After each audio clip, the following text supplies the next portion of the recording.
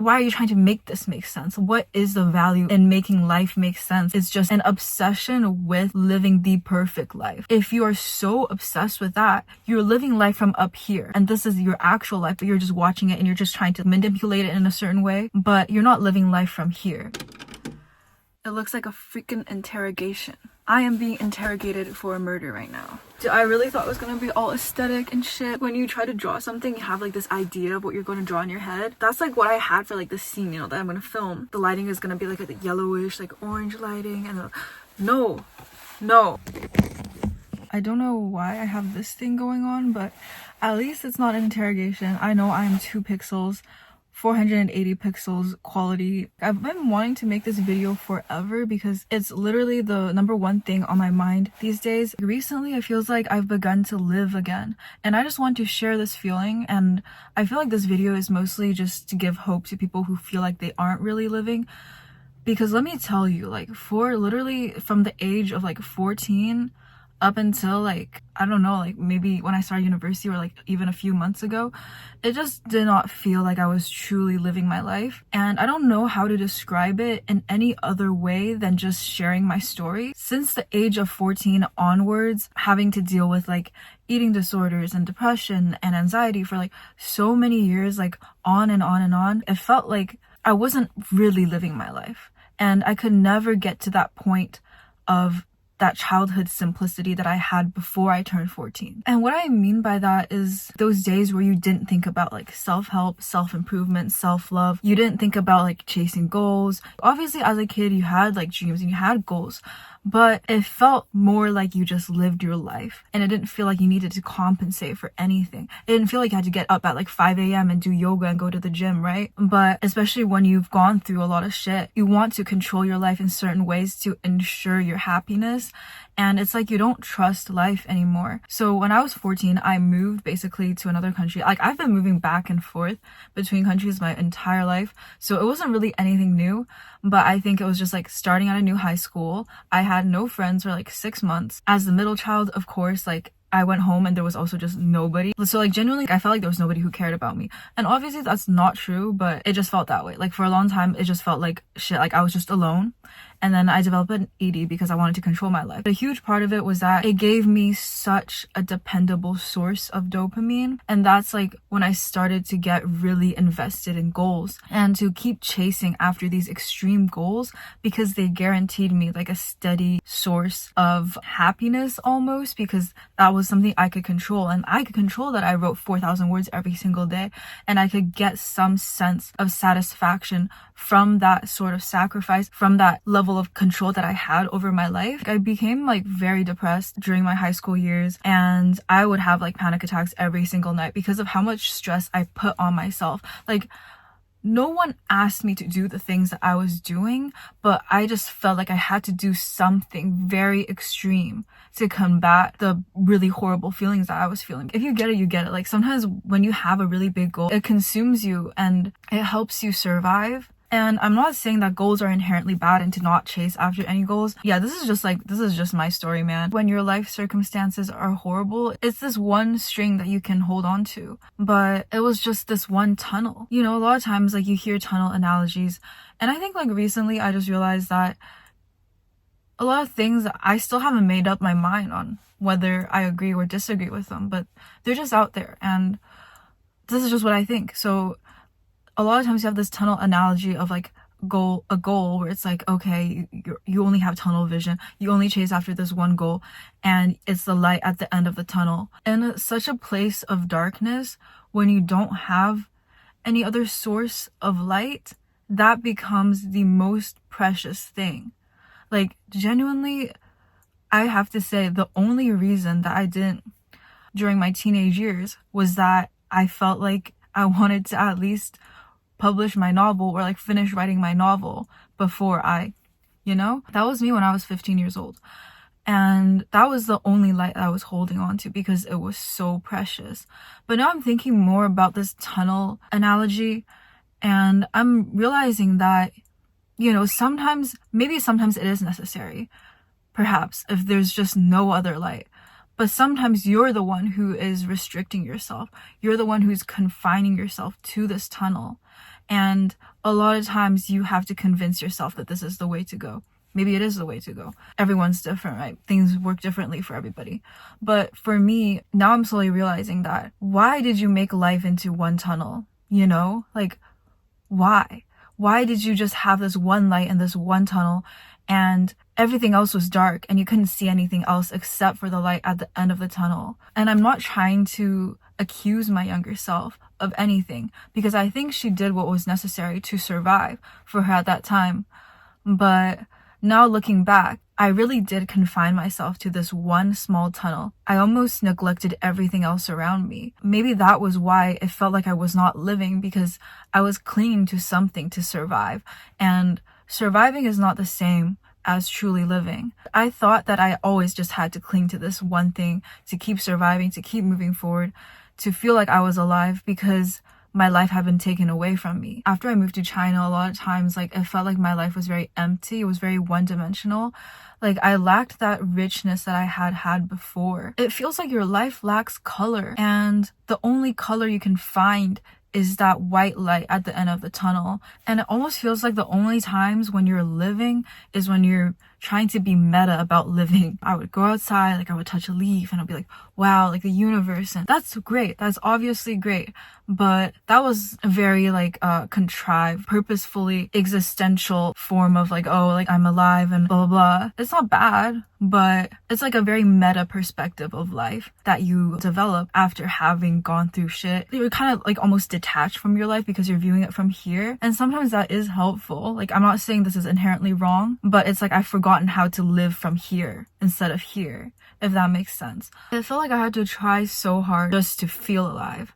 And sometimes it's like the harder you try to feel alive, the more unsatisfactory it is, the more it feels very superficial almost. You're kind of restricting your life to only be one thing. It's really a bad thing when you attach yourself so much to a certain identity or a certain dream life, and that's it. You might think that you're working really hard towards your dreams, and I'm not saying don't do that, but a lot of the times it's like you're genuinely actually limiting yourself because you think that life can only be one thing. I think it's like our obsession as well with like stories and movies, a perfect plot almost, where everything seems to make sense and everything is tied up neatly into a bow. I was talking to my friend once and she was like, yeah, like I don't think a lot of my stuff makes any sense. Like, it doesn't explain why I'm the way I am. Sometimes you experience trauma and it just feels like, okay, like that's it. Like, I didn't do anything with it and nothing happened and it didn't make any sense and it was just random. And I think we have to realize that sometimes that's just the way it is. Like, you don't need to tell yourself a story. You don't have to be like, oh, this bad shit happened to me and you don't have to try to make sense out of things. Like, some things just don't make sense. You know, a lot of things are just fucking random. Like, they are just random. And you can't just try to like make everything fit into a perfect story or like a perfect picture or tie everything up neatly into a bow. You know, people try to assign meaning to everything, right? Like, a bird shits on you and that's like fucking good luck or something. Some things cannot be explained.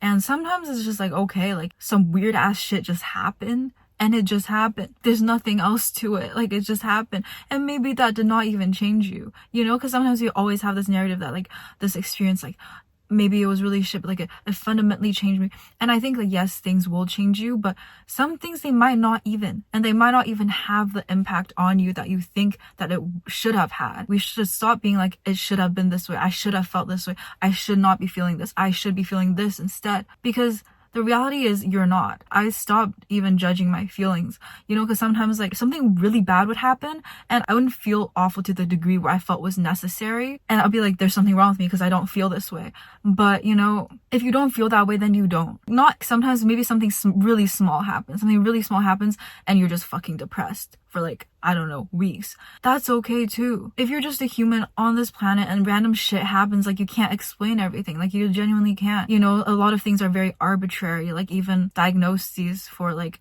I don't even know if that's a plural of diagnosis, but for depression and anxiety, where does that even come from? Because I was talking to a student at my school and I think she's in sociology or something like that. And she was talking about how like with depression, like the 2 weeks, whatever, a lot of the diagnosis surrounds whether you're able to work or not. Okay, yes, like obviously like to a certain extent that could be true.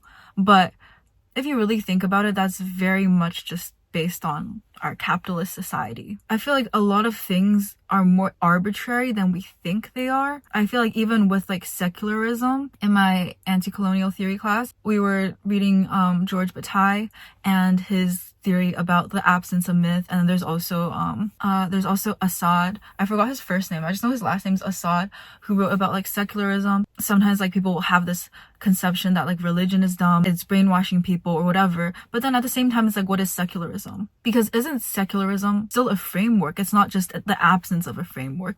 It's still a framework that people created. And George Bataille like talking about how the absence of myth itself is a myth. So genuinely, a lot of things are more like malleable. A lot of things are less set in stone than we think they are. In that case, why are you even judging the way that life should or shouldn't be? Because the frameworks through which we're judging these things, they are so fluid, and that's such a good thing. And I think for such a long time, I always tried to like frame my life in a certain way and try to make it make sense. But I realized that the nature of life is not to be perceived as a conceivable whole.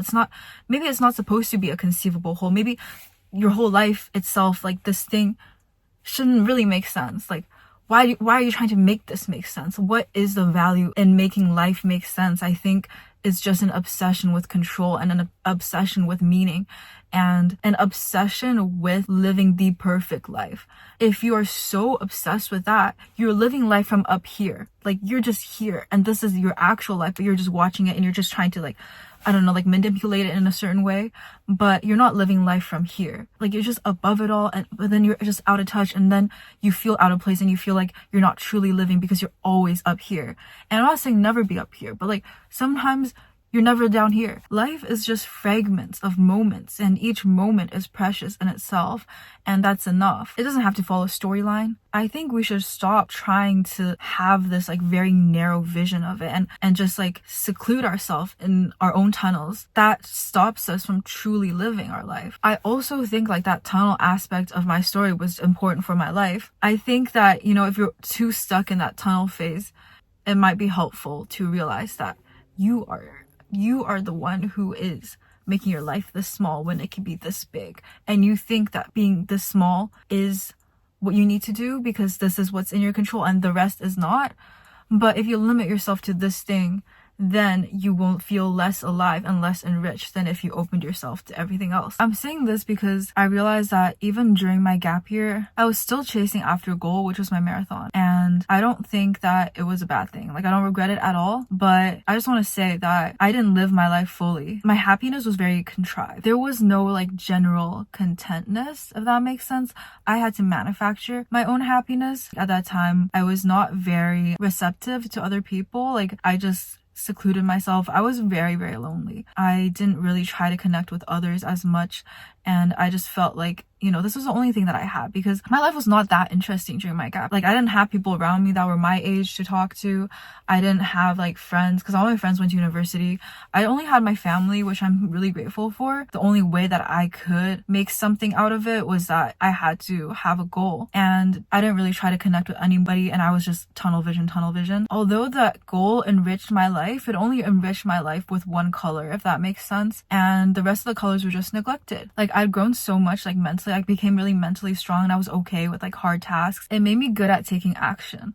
That's all I have to say. Like, it made me good at not complaining and realizing like, what can I do right now? And that's a very valuable skill to have. But I did not improve in my close relationships, if that makes sense. I think in my gap year, I was very stuck up here. Like, this was my life and I was stuck up here trying to like analyze and view it from up here, because I would be walking in that retail store and I would like put an AirPod in my ear and I'll be listening to like some like Leonardo da Vinci biography, and like I would go eat lunch, but then I would be reading some self-help book while I was eating lunch. I was very much just living up here and I was not in my life. And this year, I think what changed is that I stopped like trying to like hyperanalyze everything and stop trying to attach so much to these goals.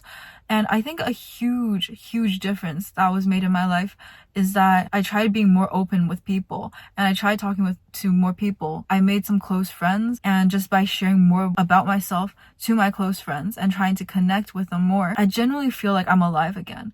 And I genuinely feel like I don't have to constantly attach myself to goals just to feel like I was alive. Like I didn't have to contrive this aliveness. And I think a lot of it comes from just to not question things and to not feel like life needs to fit into a perfect frame. I'm not controlling my life that much anymore. It's like that thing where people try to diet and then they just yo-yo diet and they keep on trying to diet and just never works out.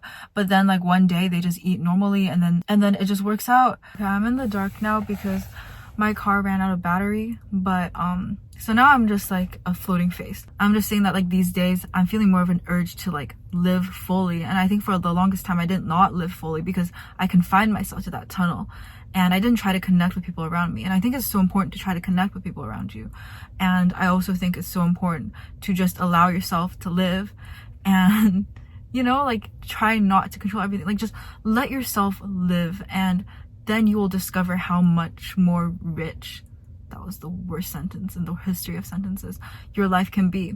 But yeah, please share your stories in the comments. I actually read a lot of my comments. It's always nice to see that people relate to this, or if you disagree, just like write like, I don't know, I don't think this is right, whatever. Do your thing. Anyways, see you guys.